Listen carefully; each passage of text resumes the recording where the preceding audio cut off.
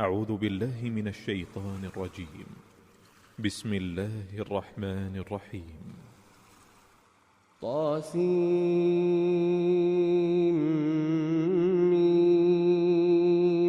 تلك آيات الكتاب المبين نتلو عليك من نبأ موسى وفرعون بالحق لقوم يؤمنون.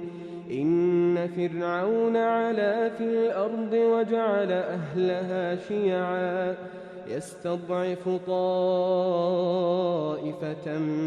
منهم يذبح أبناءهم ويستحيي نساءهم إنه كان من المفسدين.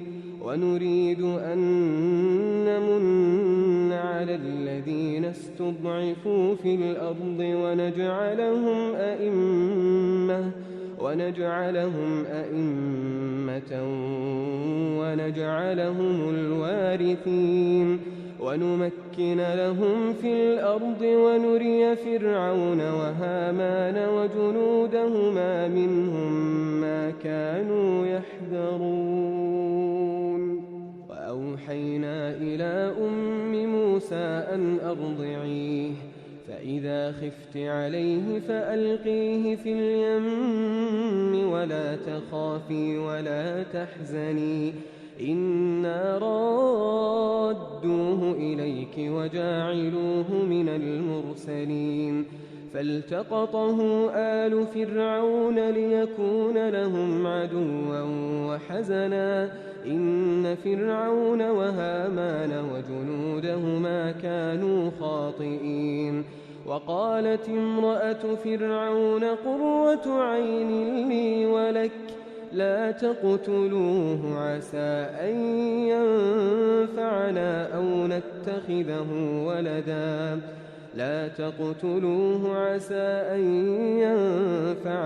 أو نتخذه ولدا وهم لا يشعرون. وأصبح فؤاد أم موسى فارغا إن كادت لتبدي به لولا أن ربطنا على قلبها لتكون من المؤمنين.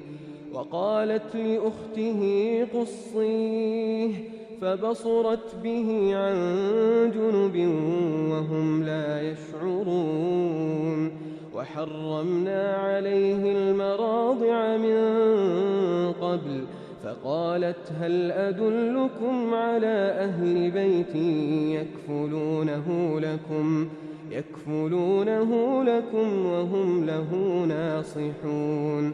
فرددناه إلى أمه كي تقر عينها ولا تحزن ولتعلم أن وعد الله حق ولكن أكثرهم لا يعلمون. ولما بلغ أشده واستوى آتيناه حكما وعلما وكذلك نجزي المحسنين. ودخل المدينة على حين غفلة من أهلها فوجد فيها رجلين يقتتلان هذا من شيعته وهذا من عدوه فاستغاثه الذي من شيعته على الذي من عدوه فوكزه موسى فقضى عليه قال هذا من عمل الشيطان إنه عدو مضل مبين. قال رب إني ظلمت نفسي فاغفر لي فغفر له إنه هو الغفور الرحيم. قال رب بما أنعمت علي فلن أكون ظهيرا للمجرمين. فأصبح في المدينة خائفا يترقب فإذا الذي استنصره بالأمس يستصرخه قال له موسى إنك لغوي مبين. فلما أن أراد أن يبطش بالذي هو عدو لهما قال يا موسى أتريد أن تقتلني كما قتلت نفسا بالأمس إن تريد إلا أن تكون جبارا في الأرض وما تريد أن تكون من المصلحين. وجاء رجل من أقصى المدينة يسعى قال يا موسى إن الملأ يأتمرون بك ليقتلوك فاخرج إني لك من الناصحين. فخرج منها خائفا يترقب قال رب نجني من القوم الظالمين. ولما توجه تلقاء مدين قال عسى ربي أن يهديني سواء السبيل. ولما ورد ماء مدين وجد عليه أمة من الناس يسقون ووجد من دونهم امرأتين تذودان قال ما خطبكما قالتا لا نسقي حتى يصدر الرعاء وأبونا شيخ كبير.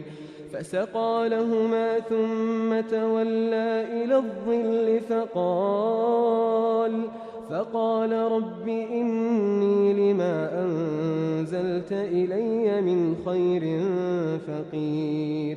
فجاءته إحداهما تمشي على استحياء قالت إن أبي يدعوك ليجزيك أجر ما سقيت لنا. فلما جاءه وقص عليه القصص قال لا تخف نجوت من القوم الظالمين. قالت إحداهما يا أبت استأجره إن خير من استأجرت القوي الأمين. قال إني أريد أن أنكحك إحدى ابنتي هاتين على أن تأجرني 8 حجج فإن أتممت 10 فمن عندك وما أريد أن أشق عليك ستجدني إن شاء الله من الصالحين. قال ذلك بيني وبينك أيما الأجلين قضيت فلا عدوان علي والله على ما نقول وكيل. فلما قضى موسى الأجل وسار بأهله آنس من جانب الطور نارا قال لأهلهم كثوا إني آنست نارا لعلي آتيكم منها بخبر أو جذوة من النار لعلكم تصطلون. فلما أتاها نودي من شاطئ الوادي الأيمن في البقعة المباركة من الشجرة أن يا موسى إني أنا الله رب العالمين وأن ألق عصاك. فلما رآها تهتز كأنها جان ولا مدبرا ولم يعقب يا موسى أقبل ولا تخف إنك من الآمنين.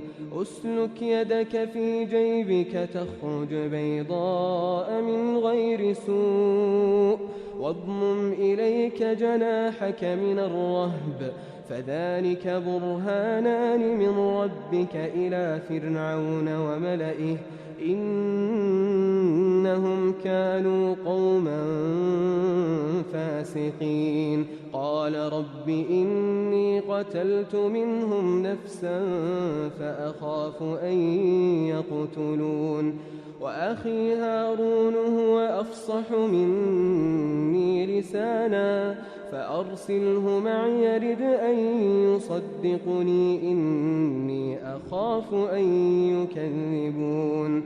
قال سنشد عضدك بأخيك ونجعل لكما سلطانا فلا يصلون إليكما بآياتنا أنتما ومن اتبعكما الغالبون. فلما جاءهم موسى بآياتنا بينات قالوا ما هذا إلا سحر مفترى وما سمعنا بهذا في آبائنا الأولين. وقال موسى ربي أعلم بمن جاء بالهدى من عنده ومن تكون له عاقبة الدار إنه لا يفلح الظالمون. وقال فرعون يا أيها الملأ ما علمت لكم من إله غيري فأوقد لي يا هامان على الطين فاجعل لي صرحا لعلي أطلع إلى إله موسى وإني لأظنه من الكاذبين. واستكبر هو وجنوده في الأرض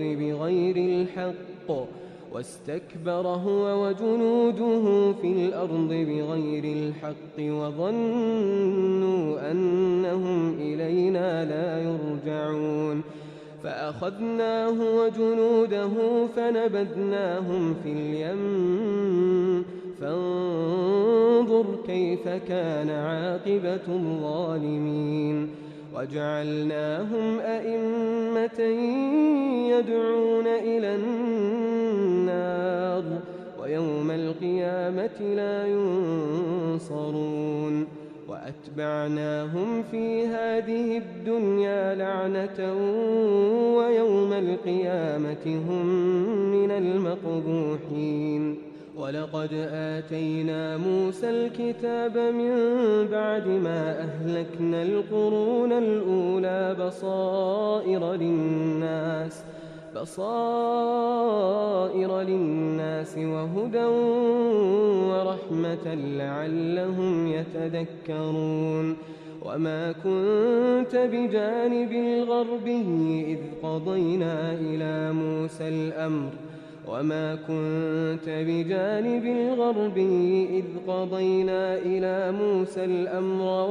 كنت من الشاهدين ولكننا أنشأنا قرونا فتطاول عليهم العمر وما كنت ثاويا في أهل مدين تتلو عليهم آياتنا ولكننا كنا مرسلين. وما كنت بجانب الطور إذ نادينا ولكن رحمة من ربك لتنذر قوما ما أتاهم من نذير من قبلك لعلهم يتذكرون. ولولا أن تصيبهم مصيبة بما قدمت أيديهم فيقولوا ربنا لولا أرسلت إلينا رسولا فنتبع آياتك ونكون من المؤمنين. فلما جاءهم الحق من عندنا قالوا لولا أوتي مثل ما أوتي موسى أولم يكفروا بما أوتي موسى من قبل قالوا سحران تظاهرا وقالوا إنا بكل كافرون. قل فأتوا بكتاب من عند الله هو أهدى منهما أتبعه إن كنتم صادقين. فإن لم يستجيبوا لك فاعلم أنما يتبعون أهواءهم ومن أضل ممن اتبع هواه بغير هدى من الله إن الله لا يهدي القوم الظالمين ولقد وصلنا لهم القول لعلهم يتذكرون الذين آتيناهم الكتاب من قبله هم به يؤمنون وإذا يتلى عليهم قالوا آمنا به إنه الحق من ربنا إنا كنا من قبله مسلمين أولئك يؤتون أجرهم مرتين بما صبروا ويدرؤون بالحسنة السيئة ومما رزقناهم ينفقون وإذا سمعوا اللغو أعرضوا عنه وقالوا لنا أعمالنا ولكم أعمالكم سلام عليكم لا نبتغي الجاهلين إنك لا تهدي من أحببت ولكن الله يهدي من يشاء وهو أعلم بالمهتدين وقالوا إن نتبع الهدى معك نتخطف من أرضنا أولم نمكن لهم حرما آمنا يجبى إليه ثمرات كل شيء رزقا من لدنا ولكن أكثرهم لا يعلمون وكم أهلكنا من قرية بطرت معيشتها فتلك مساكنهم لم تسكن من بعدهم إلا قليلا وكنا نحن الوارثين وما كان ربك مهلك القرى حتى يبعث في أمها رسولا يتلو عليهم آياتنا وما كنا مهلك القرى إلا وأهلها ظالمون وما أوتيتم من شيء فمتاع الحياة الدنيا وزينتها وما عند الله خير وأبقى أفلا تعقلون أفمن وعدناه وعدا حسنا فهو لاقيه كمن متعناه متاع الحياة الدنيا ثم هو يوم القيامة من المحضرين ويوم يناديهم فيقول أين شركائي الذين كنتم تزعمون قال الذين حق عليهم القول ربنا هؤلاء الذين أغويناهم كما غوينا تبرأنا إليك ما كانوا إيانا يعبدون وقيل ادعوا شركاءكم فدعوهم فلم يستجيبوا لهم ورأوا العذاب لو أنهم كانوا يهتدون ويوم يناديهم فيقول ماذا أجبتم المرسلين فعميت عليهم الأنباء يومئذ فهم لا يتساءلون فأما من تاب وآمن وعمل صالحا فعسى أن يكون من المفلحين وربك يخلق ما يشاء ويختار ما كان لهم الخيرة سبحان الله وتعالى عما يشركون وربك يخلق ما يشاء ويختار ما كان لهم الخيرة سبحان الله وتعالى عما يشركون وربك يعلم ما تكن صدورهم وما يعلنون وهو الله لا إله إلا هو له الحمد في الأولى والآخرة وله الحكم وإليه ترجعون قل أرأيتم إن جعل الله عليكم الليل سرمدا إلى يوم القيامة من إله غير الله يأتيكم بضياء أفلا تسمعون قل أرأيتم إن جعل الله عليكم النهار سرمدا إلى يوم القيامة من إله غير الله يأتيكم بليل تسكنون فيه أفلا تبصرون ومن رحمته جعل لكم الليل والنهار لتسكنوا فيه ولتبتغوا من فضله ولعلكم تشكرون ويوم يناديهم فيقول أين شركائي الذين كنتم تزعمون ونزعنا من كل أمة شهيدا فقلنا هاتوا برهانكم فعلموا أن الحق لله وضل عنهم ما كانوا يفترون إن قارون كان من قوم موسى فبغى عليهم وآتيناه من الكنوز ما إن مفاتحه لتنوء بالعصبة أولي القوة إذ قال له قومه لا تفرح إن الله لا يحب الفرحين وابتغ فيما آتاك الله الدار الآخرة ولا تنس نصيبك من الدنيا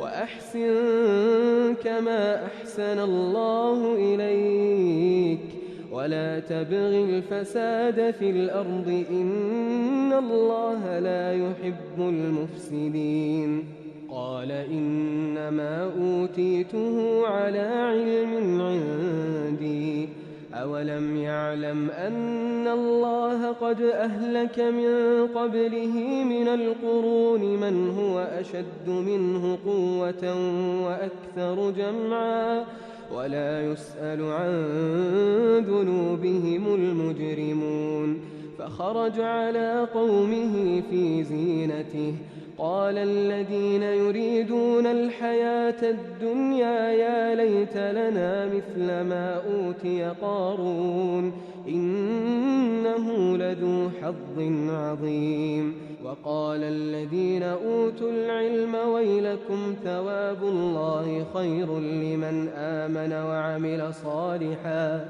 ولا يلقاها إلا الصابرون فخسفنا به وبداره الأرض فما كان له من فئة ينصرونه من دون الله وما كان من المنتصرين وأصبح الذين تمنوا مكانه بالأمس يقولون ويك أن الله يبسط الرزق لمن يشاء من عباده ويقدر لولا أمن الله علينا لخسف بنا ويكأنه لا يفلح الكافرون تلك الدار الآخرة نجعلها للذين لا يريدون علوا في الأرض ولا فسادا والعاقبة للمتقين من جاء بالحسنة فله خير منها ومن جاء بالسيئة فلا يجزى الذين عملوا السيئات إلا ما كانوا يعملون إن الذي فرض عليك القرآن لرادك ردك إلى معاد قل ربي أعلم من جاء بالهدى ومن هو في ضلال مبين وما كنت ترجو أن يلقى إليك الكتاب إلا رحمة من ربك فلا تكونن ظهيرا للكافرين ولا يصدنك عن آيات الله بعد إذ أنزلت إليك وادع إلى ربك ولا تكونن من المشركين ولا تدع مع الله إلها آخر لا إله إلا هو كل شيء هالك إلا وجهه له الحكم وإليه ترجعون